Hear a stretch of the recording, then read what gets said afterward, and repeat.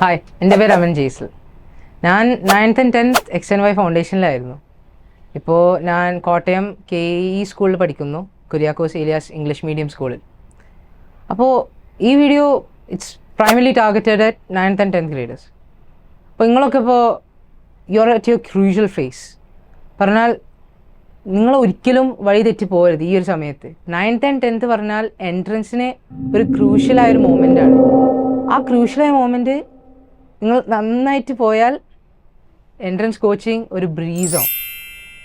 അപ്പോൾ നിങ്ങളിപ്പോൾ വിചാരിക്കുന്നുണ്ടോ അതിനിപ്പോൾ നമ്മൾ നല്ല രീതിയിൽ തന്നെ പോകുന്നു? നല്ല രീതിയിലാണോ പോകുന്നത് നിങ്ങൾ ആലോചിക്കണം.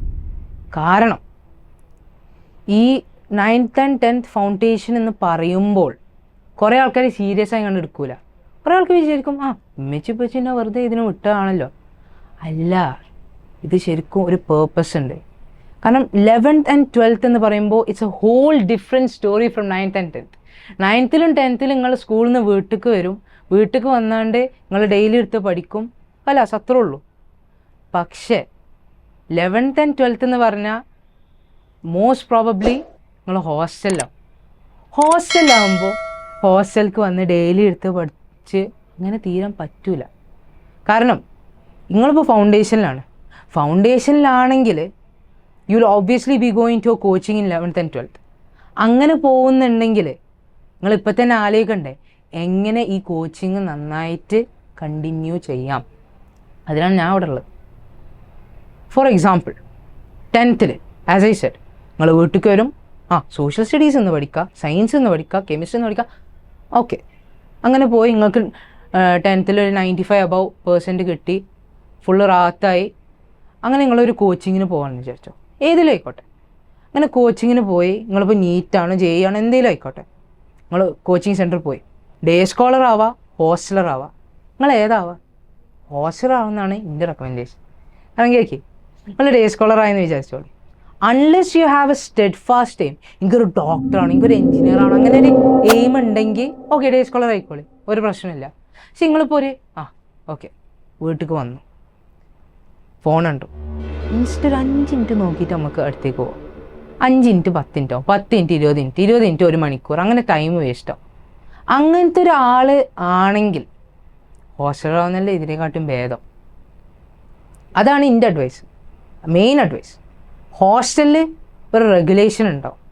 ഹോസ്റ്റലിലാണെങ്കിൽ ശരിയാണ്, ഫുഡ് ചിലപ്പോൾ നിങ്ങളുടെ സ്റ്റാൻഡേർഡിനാവില്ല, വാർഡന്മാർ സ്ട്രിക്റ്റ് ആവും. പക്ഷെ ഇതൊക്കെ വേർത്തിട്ടാണ്. കാരണം നിങ്ങൾക്കൊരു ഡ്രീമുണ്ട്, എനിക്കൊരു ഡോക്ടർ ആവണം എന്നുള്ള ഒരു ഡ്രീമുണ്ടെന്ന് നിങ്ങളുടെ മനസ്സിലുണ്ടെങ്കിൽ പിന്നെ നിങ്ങൾ കുറച്ച് സാക്രിഫൈസസ് ഉണ്ടാക്കേണ്ടി വരും. ഞാൻ ഒരു കണ്ട കോട്ടാണ്, for success loneliness or sacrifice is a price to pay. ഈ ഒരു പ്രൈസ് നിങ്ങൾ കൊടുത്താൽ മതി. ഈ 2 വർഷം മതി. ഒരു മനുഷ്യൻ്റെ ജീവിതത്തിൽ 70 വർഷങ്ങളുണ്ട്. ആദ്യത്തെ ഈ 2 വർഷം നിങ്ങളൊന്ന് സാക്രിഫൈസ് ചെയ്താൽ, സാക്രിഫൈസ് എന്ന് പറയുന്നില്ല, it will be fun, trust me. കൊടുത്താൽ പിന്നെ റാത്തായില്ല ജീവിതം. ഡോക്ടറായി, എഞ്ചിനീയറായി, ഉമ്മാനും ഉപ്പാനും ചിലപ്പോൾ വേണമെങ്കിൽ സ്വിറ്റ്സർലാൻഡിലേക്ക് ട്രിപ്പ് വരെ ഉണ്ടോ ആലോചിക്കും. ഇനി പഠിത്ത രീതി, നിങ്ങളിപ്പോൾ ഹോസ്റ്റലിൽ കയറിയെന്ന് വിചാരിച്ചോളി. ഇത് വീട്ടിലേക്ക് വരുന്ന മാതിരി ആവില്ല. നമ്മുടെ അറിയാത്തൊരു മൈൻഡ് സെറ്റാണ്. സ്കൂളിൽ നമ്മളിപ്പോൾ ഇത് പഠിച്ചു, വീട്ടിൽ പോയിട്ട് കുറച്ചും കൂടി നന്നായിട്ട് പഠിക്കുക, വീട്ടിൽ പോയിട്ട് പഠിച്ച ഇത് ഫുള്ള് മനസ്സിൽ കയറും. അങ്ങനല്ല ഹോസ്റ്റൽ, അങ്ങനെയല്ല. ഹോസ്റ്റലും സ്കൂളും ചിലപ്പോൾ ഒരേതാവും മോസ്റ്റ് കേസസിൽ. അങ്ങനെ ഹോസ്റ്റലിലേക്ക് വരുമ്പോൾ ചിലപ്പോൾ നമ്മൾ പഠിക്കുമ്പോൾ തലേ കയറില്ല. കാരണം ഇപ്പോഴും നമ്മുടെ മൈൻഡ് സെറ്റിലാണ് വീട്ടിൽ പോയിട്ട് നന്നായിട്ട് പഠിക്കുക.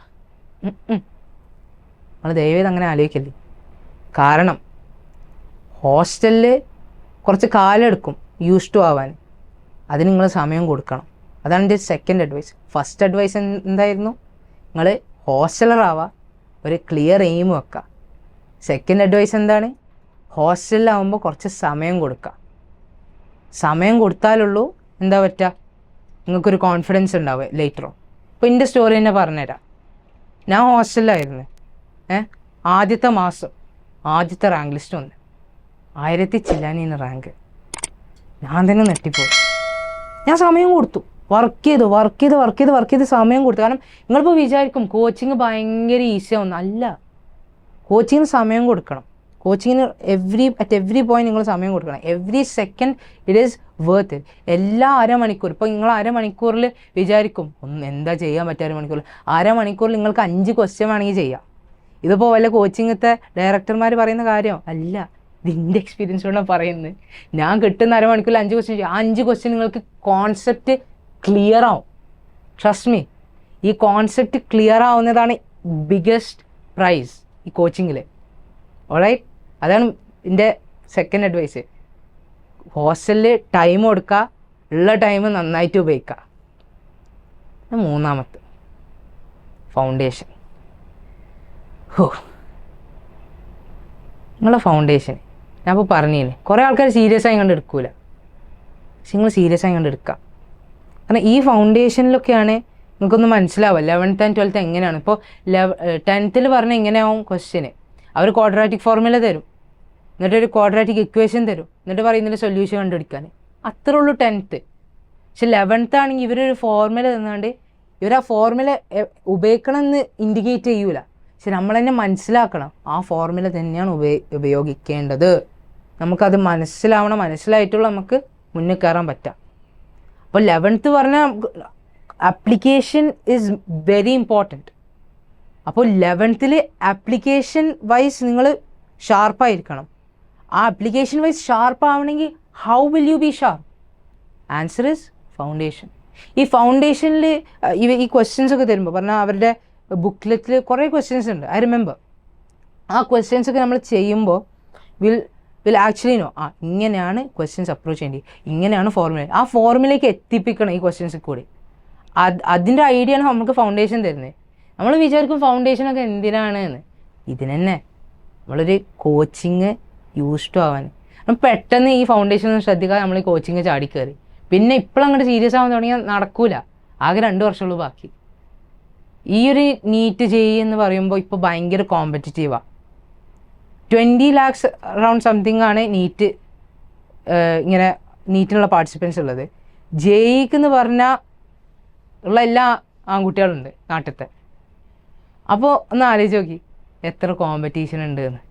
ഈ കോമ്പറ്റീഷനൊക്കെ കീഴടക്കണമെങ്കിൽ മുമ്പേ ഒന്ന് മനസ്സിലാക്കണ്ടേ എങ്ങനെയാണ് ഈ പ്രോസസ്സ് എന്ന്. അതിന് ഞാൻ ഫൗണ്ടേഷൻ. അപ്പോൾ നിങ്ങൾ ഫൗണ്ടേഷൻ നന്നായിട്ട് ശ്രദ്ധിക്കുക കേട്ടോ. 9th and 10th ആരോട് ഇത് പറയുന്നത്. ഫൗണ്ടേഷൻ നന്നായിട്ട് ശ്രദ്ധിക്കുക. പിന്നെ ഹോസ്റ്റലിൽ കയറുമ്പോൾ സമയം കൊടുക്കണം. പിന്നെ ലാസ്റ്റത്തെ അഡ്വൈസാണ് ഇത്. ഞാൻ ഒളിപ്പിച്ച് വെക്കുന്നൊന്നുമില്ല. ലൈൻ അടിക്കാൻ നോക്കരുത്. കാരണം എൻ്റെ സ്കൂളിൽ ഒരു എക്സ്പീരിയൻസ് ആണ്. നല്ല ടോപ്പ് റാങ്കുള്ള ചെറുക്കന്മാരേന്, നല്ല ടോപ്പ് റാങ്ക്, ഫുൾ ടൈം ഇരുന്ന് നടത്തുക. എന്നിട്ടൊരു പെണ്ണ് വന്ന് എനിക്കന്നെ ഇഷ്ടമാണെന്ന് പറയും. ഇഷ്ടമാണെന്ന് പറഞ്ഞാണ്ട് ലാസ്റ്റ് ഫുള്ള് കഷ്ടമാവും. അതാണ് പറ്റുക. ഈ പെൺകുട്ടികൾ എന്ന് പറയുമ്പോൾ ആൺകുട്ടികളോട് മാത്രമല്ല പെൺകുട്ടികളോടാണ് ഈ ലൈൻ അടിക്കലെന്ന് പറയുമ്പോൾ ഒരു ഡിസ്ട്രാക്ഷനാണ്. It's a waste of time. Don't do it. അങ്ങോട്ട് പോരുത്. ആ ഏരിയക്കിനെ കടക്കരുത്. ദയവേത് ഞാൻ പറയാം. നിങ്ങൾ 11th and 12th കേടരും. ഇവരുടെ എല്ലാ അഡ്വൈസ് യൂട്യൂബേഴ്സും പറയുന്ന ലൈൻ അടിക്കാൻ നോക്കരുതെന്ന്. ഇത് ഞാനും പറയുന്നതാണ്. അമൻ ജെയ്സിൽ നിങ്ങളോട് പറയാണ് ലൈൻ അടിക്കരുത്. കാരണം അതാണ് മോസ്റ്റ് ഫണ്ടമെൻ്റൽ. ഹോസ്റ്റൽ യൂസ്ഡ് ആവട്ടെ, ഹോസ്റ്റലിൽ ഫുഡ് ആയിക്കോട്ടെ, വേണമെങ്കിൽ വാർഡന്മാരായിക്കോട്ടെ, അതൊക്കെ വിട്. ലൈൻ അടിച്ച കാര്യം തീർന്നു. ഒരാൾക്ക് ഇഷ്ടമെന്ന് തോന്നിയാൽ ലാസ്റ്റ് നമുക്ക് കഷ്ടം മാനെ. ഇത്രേ ഉള്ളൂ.